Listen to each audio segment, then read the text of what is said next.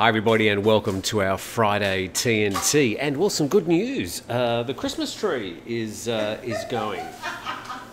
So yeah, it's been there for a little bit longer than some of you expected, but yeah, goodbye to the Christmas tree, farewell and adieu. And farewell and adieu to a couple of trolls I've been so happy to get rid of yesterday. I mean, I will tolerate all sorts of stuff in our comments section, but they just pushed the envelope too far yesterday, and it was great just to ban them. Now, if people sort of wonder what our policy is, we'll take any sort of opinions, but once you start getting personal against other commenters or me, it's just goodbye, because I just don't need the problems. This is sort of a part-time, almost fun thing that I do. And, you know, I've got to lead a life and I just don't need the stress of people targeting me or Steve or any other commenters. It's just not on. But disagree with me, by all means. Give us your version of what you think's going on. But please, keep it civil. Let's get on with our first story and a bit of an update on those Russians who were arrested in Phuket last week. And this is from theguardian.com. Dissident rock band BI2 leave Thailand after Russian deportation fears. And a dissident Russian Belarusian rock band critical of the war in Ukraine have left Thailand for Israel after fears they would be deported to Russia under suspected pressure from the Kremlin. And the band were touring in Phuket, a holiday destination popular with Russian tourists. Well, that's a bit of an understatement. After paying a fine, the band members were sent to an immigration detention centre in Bangkok. And then a bit further down there, BI's arrests grew into a larger diplomatic scandal, as several of the group's members held Israeli passports. Perhaps more complicated rather than a scandal. And speaking in the arrival hall of the Ben Gurion International Airport in Tel Aviv, the BI2 guitarist and singer Alexander thanked Israel and American diplomats as well as human rights organisations for their work in bringing them to Israel. And citing a source with direct knowledge of the incident, The Guardian previously reported that BI2 were detained in Phuket after a request by Vladimir Sosnov, the Russian consul in Phuket, and a very elaborate office at the Royal Phuket Marina. And going to the New York Times, a bit more information. Russia's new threats to exiles, seized assets and forced returns. And on Wednesday in Moscow, the lower house of parliament passed a law that will allow the Russian government to seize the property of Russians living abroad who, in the words of the legislature's chairman, besmirch our country. Well, there's no doubt that a lot of Russians who have self-exiled, and many of them seem to have come here to Thailand, especially Phuket, they'll be scurrying for their bank accounts to try and counter this latest effort from the Russian president. And by Wednesday, that's Wednesday this week, the rockers had escaped the fate thanks to the intervention of Israel and Australian diplomats. One of the band members has an Australian passport, who arranged for all 7 band members to be deported to Israel, according to the group's lawyer, who requested anonymity for security reasons. And there we go, 4 are citizens of Israel, 1 of Australia. And then we've got Dmitry Gudkov, an exiled Russian opposition politician, who said, "This is a special operation. Their task is to grab someone big outside the country to show that they can grab anyone, anywhere." So that information coming from the New York Times, nytimes.com. I've put a link to the much longer article in the description of this video. The early information came from The Guardian.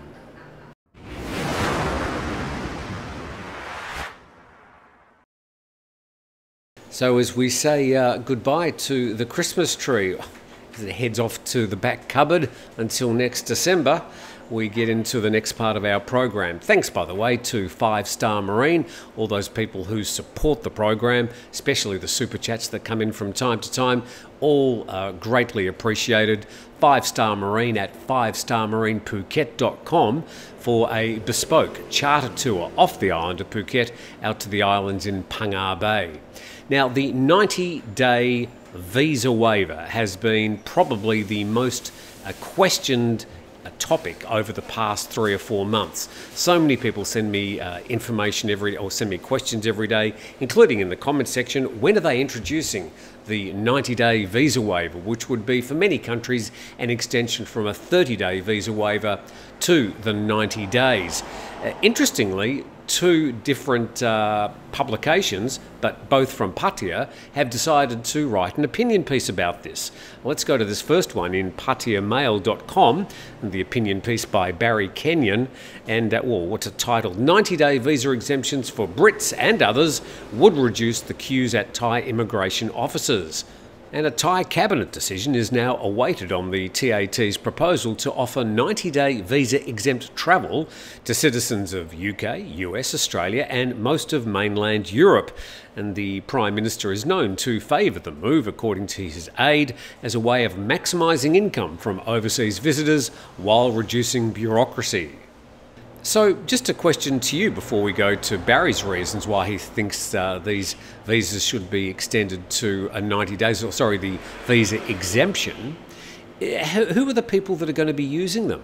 What are they going to be using them for? Are they using these as a way to avoid getting a proper long-term visa? Or are there legitimately quite a few people out there that want to come here for 90 days? I would have thought that most people, if they're actually tourists, would be coming here for periods of about, 1 to 2 weeks. So interested to know your particular circumstances in the comments section. Let's see what Barry's got to say about this.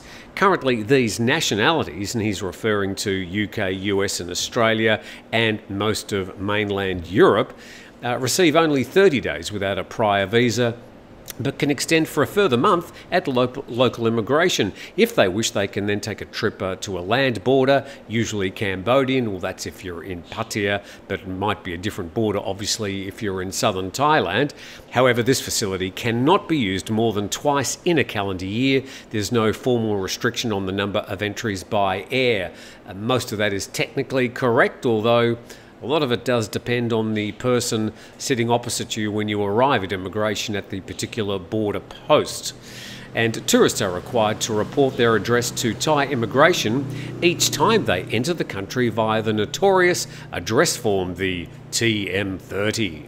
And if they fail to do this promptly and require any service at immigration, such as extending their visa or requesting a certificate of residency to buy or sell a car or open a bank account, they'll be fined, even though the technical responsibility rests with the hotel or condominium resident's house master. And some establishments report all their guests online to immigration, but many do not, or even fail to inform their guests. And then he makes this claim, I'm not sure whether this is true, a cabinet decision is expected within days. Well, the cabinet usually meets on Tuesdays, so according to Barry, we might hear about their decision as early as next week. And the last paragraph, currently only a handful of countries receive 90 days on arrival without a prior visa. They include Russia, South Korea and several South American countries. And then the thrust of Barry's argument, the extension to countries now envisaged would go a long way to reducing the numbers queuing at immigration for TM30 clearance more than once during their stay. So that's the argument from pattayamail.com. Let's go to the Pattaya News and their version. Yes, it's time to allow more countries to have a 90-day visa on entry to Thailand, and it's been written by the editor Adam Judd. And now, with the most recent proposal, hopes have been raised by many of our readers from countries like the UK, America, Australia, and many more that a similar program is coming for them. And this next paragraph in bold, let's be clear, this is just a proposal. There's no guarantee whatsoever that the proposal will happen. We state this so people don't continually ask us when the extended visa waiver will begin. Hear to that. And the proposal needs approval from multiple branches of the Thai government, but most notably the Thai cabinet. Although Thailand would deeply hope for a reciprocal proposal for its own citizens to countries they allow to come to Thailand for 90 days, this is unlikely to happen, especially with countries like the US. Although you scream about being able to get into Thailand for 30, 45, 90 days visa-free, Try being a Thai citizen getting into your country. The lack of a reciprocal proposal has been a major roadblock in the past for longer visa waivers for many countries. However, there's work being done on allowing Thai nationals Schengen visas for Europe with waivers, but again, just mostly proposals at this point. And a large number of visitors would love to stay longer in Thailand on 90-day tourist visas and not have to deal with visits to immigration, long waits in line, intimidating paperwork and many other obstacles to long stays. And such an extension would also significantly reduce the amount of work immigration has to do and reduce lines at Chonburi Immigration and other popular offices in tourist areas. This in return would allow the officers to focus on more pressing issues. So, two different opinion pieces with different sort of arguments about why some of these countries should have the visa waiver extended from 30 days up to, well, 90 days. And according to at least one of them, we might hear as soon as next week whether that's going to happen.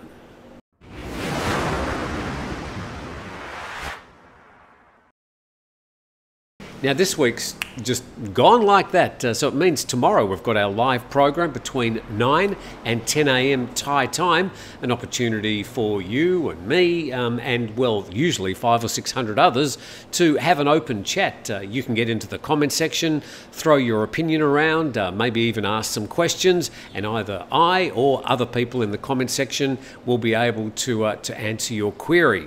So that's between 9 and 10. Everybody's welcome. There's no charge. There's no fee. We look forward to you joining us on that. And then on Sunday, as long as all the stars align and Steve and I are both available at the same time, we'll have an edition of Grumpy Old Men again. A few comments to say from last week's program. Let's go to our next story. And I suppose speaking about tourism and the visitors that come to Thailand once again, this from nationthailand.com, Grab reveals 5 travel insights into foreign tourists. So an article might have even been paid for by Grab, but it is a bit of a survey done by them about some of the behaviour and the people that are visiting Thailand at the moment and using their services. And in 2023, Grab Thailand reveals key insights on foreign tourists' travel habits, noting a remarkable 139% surge in rides for its on-demand transportation. Well, I mean, that sort of coincides with the general rise in tourist numbers coming to Thailand last year. And the top foreign users include Singaporeans, Malaysians, Vietnamese, Indonesians and Chinese. All, I would suggest, are short to medium haul Asian tourists, not many Westerners included in that top 5. Last year, the usage of Grab's ride-hailing service in the 10 secondary provinces doubled compared to the previous year, places like Kanchanaburi, Lampang and Trang. Let's go through some of these trends as noted by Grab. The top 5 destinations, all these in Bangkok, include Central World, Icon Siam, Siam Paragon, not quite sure why there's a hyphen between those two, Khao San Road, Chatuchak Market and Jod Fairs. And soft power influences international tourists, especially through Thai food and Muay Thai. And Thai food always stands out as one of the main factors attracting tourists from all over the world to Thailand. Interested to hear what you think about that. And going to the second sentence, ride-hailing apps at airports have emerged as alternative and preferred choices for travellers, providing them with convenience and peace of mind. Last year, the usage of ride-hailing services among travellers at airports doubled. Well, that's partly again because just more tourists in Thailand last year. But here to alternatives. You go to a place like the Muang Airport in Bangkok, and the taxi service there is clean, efficient, well organised, 10 out of 10. Pretty much the same at Suvarnabhumi, but then you get to a place like Phuket, another AOT, that's Airports of Thailand Airport, and it's a complete schmozzle, and they should be ashamed of the quality of the service there. So that's why we need alternatives, so that some of these airports can pick up their game.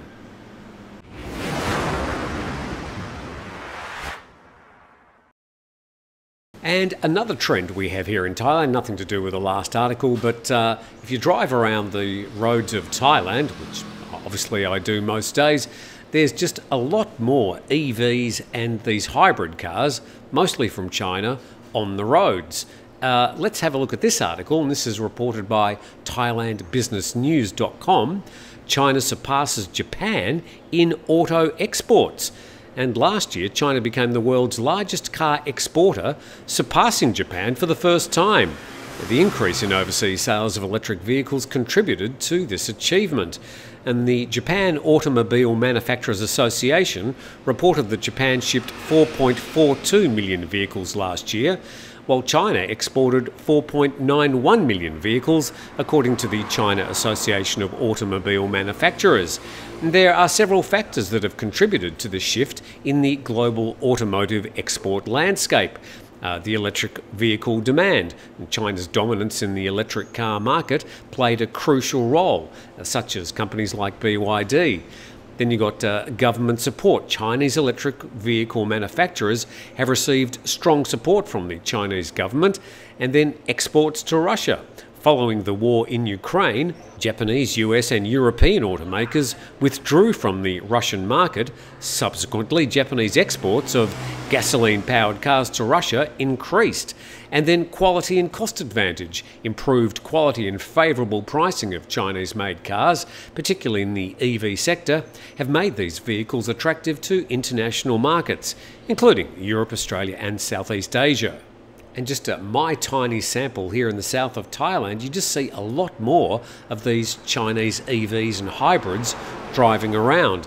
And the article finishes by saying maintaining the top spot might be a challenge for China, due to several factors such as the high prices of EVs and a shortage of charging infrastructures, which are showing signs of causing global EV sales to slow down. And the Japanese automakers have been re-evaluating their production strategies by focusing on gasoline electric hybrids, which offer higher mileage than pure EVs.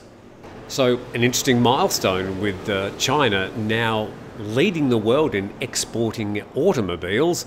I remember maybe even only 10 years ago, a lot of the cars coming out of China were, well, not that good, but that's clearly changed, and a lot of people now enjoying driving around in Chinese cars.